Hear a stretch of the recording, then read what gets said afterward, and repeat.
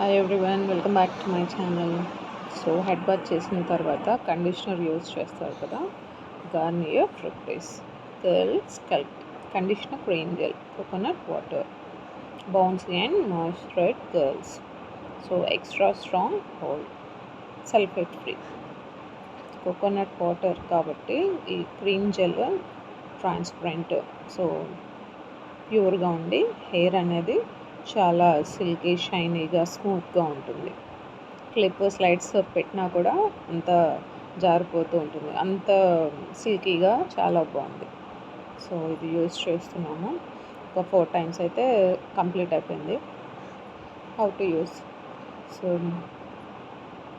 Route to tip ఫింగర్స్తో రాసేసి comb చేసుకోవాలి.